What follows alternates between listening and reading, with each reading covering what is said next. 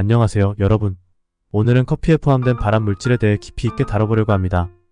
커피는 전 세계적으로 사랑받는 음료이지만 그 속에 포함된 아크릴 아마이드라는 화학 물질이 건강에 어떤 영향을 미칠 수 있는지에 대한 논의가 활발히 이루어지고 있습니다. 이번 영상에서는 아크릴 아마이드의 형성 과정, 인체에 미치는 영향, 그리고 관련 연구 사례를 통해 커피의 발암 가능성에 대해 자세히 알아보겠습니다. 아크릴 아마이드 ACRYLAMID는 화학 구조상 단순한 유기화합물로 주로 산업에서 사용되지만 특정 음식이 고온에서 조리될 때도 자연스럽게 형성됩니다. 화학적으로 아크릴 아마이드는 수용성 화합물로 분자식은 C3H5NO이며 이는 폴리아크릴 아마이드라는 고분자 물질의 기본 단위로 사용되기도 합니다. 아크릴 아마이드는 고온 120C 이상에서 조리되는 식품에서 자연스럽게 형성됩니다. 주로 감자튀김, 빵, 커피와 같은 탄수화물이 풍부한 식품에서 많이 발견됩니다. 커피의 경우 원두를 로스팅할 때 형성되며 이 과정에서 아스파라기네이스 PARHIN이라는 아미노산과 환원당이 결합하여 아크릴 아마이드가 생성됩니다. 아크릴 아마이드는 1950년대부터 공업용 물질로 널리 사용되었으며 주로 폐수 처리, 종이 생산, 플라스틱 제조 과정에서 사용되었습니다. 하지만 2002년 스웨덴 식품당국이 감자튀김과 같은 식품에서 아크릴 아마이드를 발견하면서 이 물질이 식품에서 발견될 수 있다는 사실이 알려졌습니다. 이후 아크릴 아마이드는 전 세계적으로 식품 안전에 대한 우려를 불러일으켰습니다. 아크릴 아마이드는 국제암연구소 IARC에 의해 2억은 발암물질로 분류되었습니다. 이는 인체에 발암 가능성이 있는 물질로 정의되며 주로 동물 연구에서 발암성이 확인되었으나 인간에 대한 증거는 제한적인 경우에 해당합니다. IARC는 다양한 화학물질과 환경 요소를 조사하여 인체에 미치는 영향을 평가하며 아크릴 아마이드는 이러한 연구 과정에서 발암 가능성이 있다고 판단되었습니다. 아크릴 아마이드의 발암 가능성은 주로 동물 실험을 통해 확인되었습니다.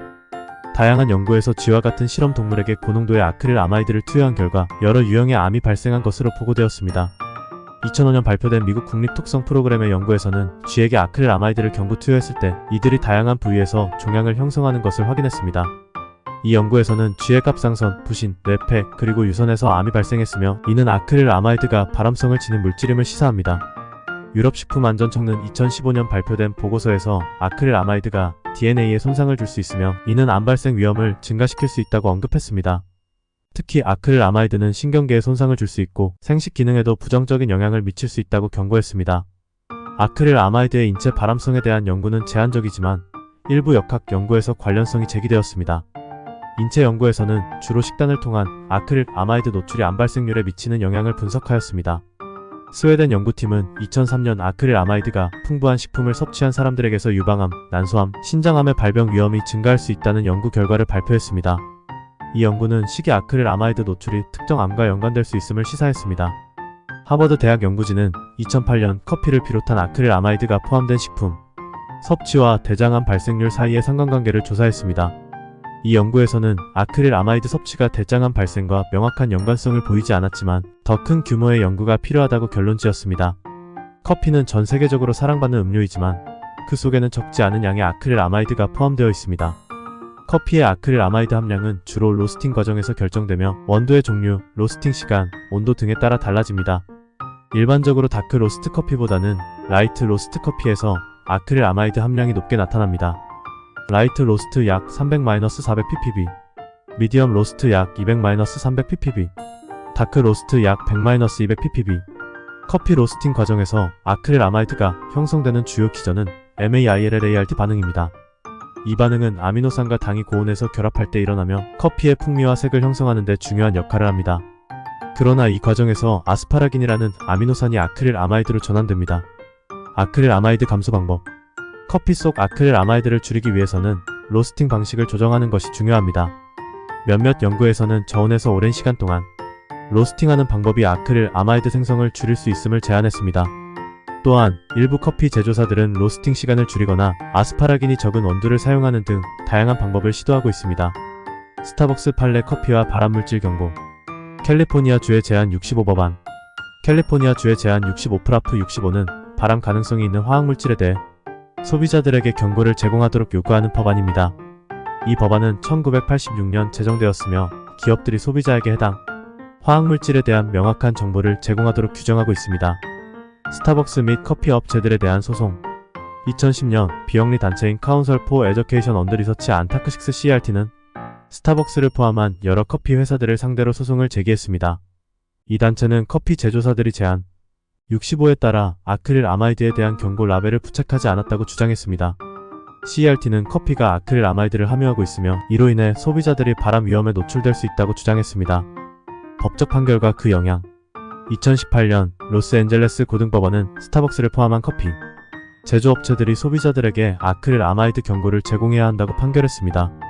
이 판결은 커피 산업에 큰 영향을 미쳤으며 캘리포니아 주 내에서 판매되는 커피 제품에 발암물질 경고 라벨이 부착되기 시작했습니다. 이 판결은 소비자들 사이에서 큰 논란을 불러일으켰습니다. 한편으로는 소비자들에게 커피의 잠재적 위험성을 경고할 필요가 있다는 의견이 있었고, 다른 한편으로는 이러한 경고가 과도한 공포를 불러일으킬 수 있다는 비판도 있었습니다. 아크릴 아마이드에 대한 추가 연구 사례.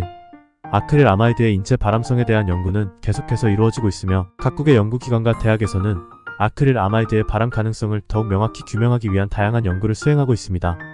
영국 식품기준청 FSA 영국 식품기준청은 아크릴 아마이드의 식품 내 발생을 최소화하기 위한 연구를 진행하고 있습니다.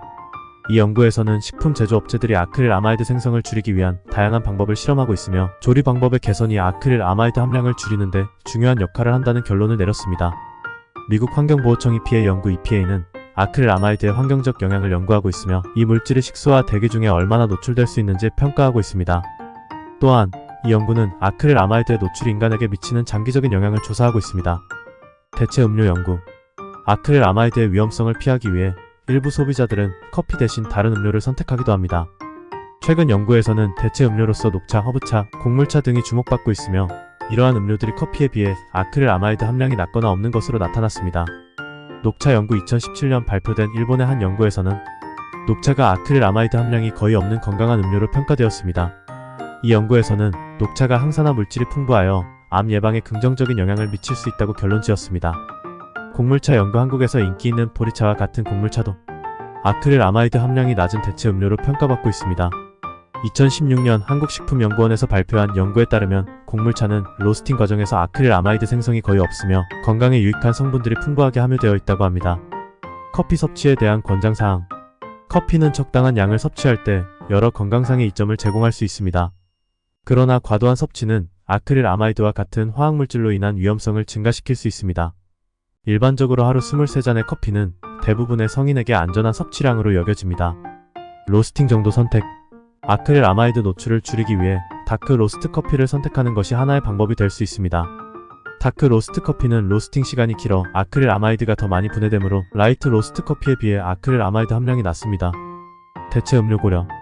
커피 섭취를 줄이거나 대체 음료를 고려하는 것도 좋은 방법입니다.